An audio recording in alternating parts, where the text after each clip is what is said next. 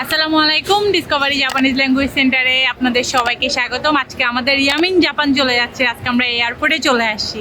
এয়ারপোর্টে চলে আসার কারণ দেশের সার্বিক পরিস্থিতি কখন কোথায় কি হয় বলা যাচ্ছে না। যাই হোক, এখন এই অবস্থায় যে ইয়ামিন ওর ফ্লাইটটা ধরতে পারছে, এটাতেই আলহামদুলিল্লাহ। ইয়ামিন আজকে জাপান যাচ্ছেন, কেমন লাগতেছে? আলহামদুলিল্লাহ অনেক ভালো লাগছে। যাই হোক, স্বপ্নপূরণের কাছাকাছি, ইনশাল্লাহ অনেক ভালো লাগছে।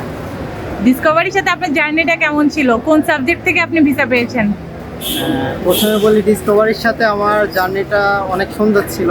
আসলে সব কিছু খুবই স্মুথলি হয়েছে, কোথাও ঝামেলা পোয়াতে হয়নি। আর ভিসা ক্যাটাগরি আমার ত্রিপলি, সাবজেক্ট আছে ত্রিপলি, ইলেকট্রিক্যাল অ্যান্ড ইলেকট্রনিক্স ইঞ্জিনিয়ারিং। যাক, আপনি কোন এলাকা থেকে এসেছেন? আমার হোম ডিস্ট্রিক্ট চুয়াডাঙ্গা। সাধারণত দেখা যায় যে ডকুমেন্টস তৈরির ক্ষেত্রে আমরা অনেক জটিলতা ফেস করি, সেই ক্ষেত্রে আপনার অভিজ্ঞতা কেমন ছিল? অভিজ্ঞতা এখানে খুবই সুন্দর ছিল, কারণ আমার ডকুমেন্টসের ক্ষেত্রে প্রসেসিংটা ডিসকভারি আছে রিকমেন্ডেড, খুব ভালো প্রসেসিং করে, এটা মানতে হবে। আর আমার কোনো জটিলতা পোয়াতে হয় না, সব ড্রাইভার তারা নিজেরাই নিজেদের মতো করে প্রসেসিং করে দিয়েছে।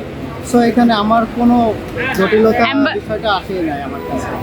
যাক, আলহামদুলিল্লাহ। এমবাসি প্রিপারেশন, ইন্টারভিউ হইতে শুরু করে টোটাল এমবাসির অভিজ্ঞতাটা আপনার কেমন ছিল? এটা খুব ভালো ছিল, যদিও একটু পরিশ্রম করা লাগে লাস্ট পর্যায়ে। তো এমবাসিটা প্রিপারেশন আমারটা ইংলিশে হয়েছিল, বাংলা দু একটা, ইংলিশে প্রিপারেশন নেওয়া উচিত এখন আগামী যারা, মানে ভবিষ্যতে যারা এমবাসি যাবে তারা সবাই ইংলিশে প্রিপারেশন। আমার ইংলিশে হয়েছে আর কি সবই, তো ইংলিশে প্রিপারেশন নিলে সবচেয়ে বেটার হয়।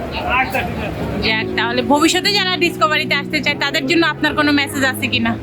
অবশ্যই, তারা যারা ডিসকভারিতে আসে এবং ডিসকভারির ফাইল প্রসেসিং সব কিছু অনেক সুন্দর, যে কারণে ভিসা রেশিও অনেক ভালো।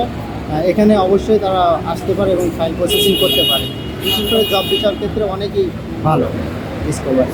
যাক, আলহামদুলিল্লাহ, আপনার উজ্জ্বল ভবিষ্যৎ কামনা করতেছি। সাবধানে জাপান যান। অবশ্যই প্রথমে একটা বছর কষ্ট করতে হবে সব দিক মিলায়ে।